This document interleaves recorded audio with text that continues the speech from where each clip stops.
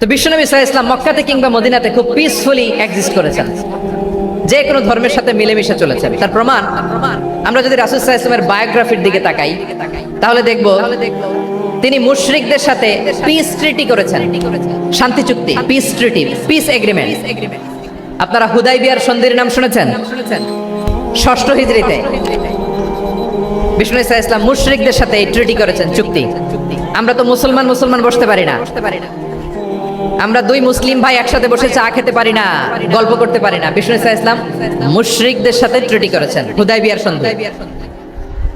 এই সন্ধির আগে মক্কা থেকে কেউ মদিনায় যেতে পারে না, মদিনা থেকে কেউ মক্কায় যেতে পারে না। কিন্তু এই সন্ধির পরে ট্রাফিক স্বাভাবিক হয়ে গেল, মক্কার লোকেরা মদিনায় আসতে পারে, মদিনার লোকেরা মক্কায় আসতে পারে। এটাকে বলে সুলহে Hudaibiya, the peace agreement of Hudaibiya, শান্তি চুক্তি।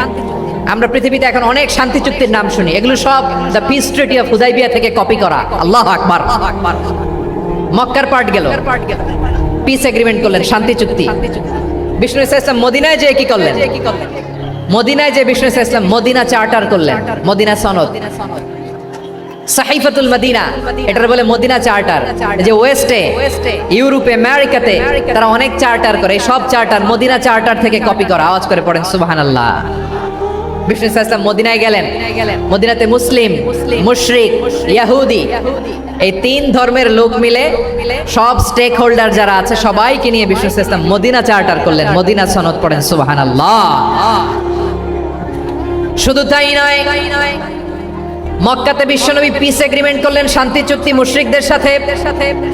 মদিনাতে যে বিশ্বনবী মদিনা চার্টার করলেন, মদিনা সনদ করলেন ইহুদিদের সাথে। আবার মদিনাতে বিশ্বনবী ইহুদিদের সাথে পিস ডায়ালগ করলেন, ইন্টারফেথ ডায়ালগ করলেন, আন্তধর্মীয় সংলাপ করলেন, যেই সংলাপের মূল ভিত্তি ছিল তাওহীদ। বিশ্বনবী ইহুদিদেরকে ডাকলেন, আহ্বান করলেন, কুল ইয়া আহলাল কিতাবি তাআলাউ ইলা কালিমাতিন সাওয়াইন বাইনানা ওয়া বাইনাকুম আল্লা না'বুদা ইল্লাল্লাহ ولا نشرك به شيئا ولا يتخذ بعضنا بعضا أربابا من دون الله فإن تولوا فقولوا اشهدوا بأننا مسلمون। বিশ্বনবী মদিনার ইহুদিদের ডেকে বললেন, ও ইহুদিরা, শোনো শোনো, আসো এমন একটা আদর্শের প্রশ্নে আমরা একত্রিত হই, যে আদর্শের প্রচার তোমাদের নবীরাও করেছে, আমিও করি। যে আদর্শের কথা তোমাদের পবিত্র ধর্মগ্রন্থগুলোতে আছে, আমার কোরআনেও আছে, সেটা হলো তাওহীদ। আমরা এক আল্লাহ ছাড়া কারো ইবাদত করব না, আল্লাহর সাথে কাউরে শরীক করব না, আল্লাহ ছাড়া কাউরে রব মানব না। পড়েন সুবহানাল্লাহ। তাহলে আমার প্রিয় লালমনিরহাটের ভাইরা, মদিনাতে যেয়ে তিনি মদিনা চার্টার করলেন, মদিনা সনদ, পিস ডায়ালগ করলেন, শান্তির সংলাপ,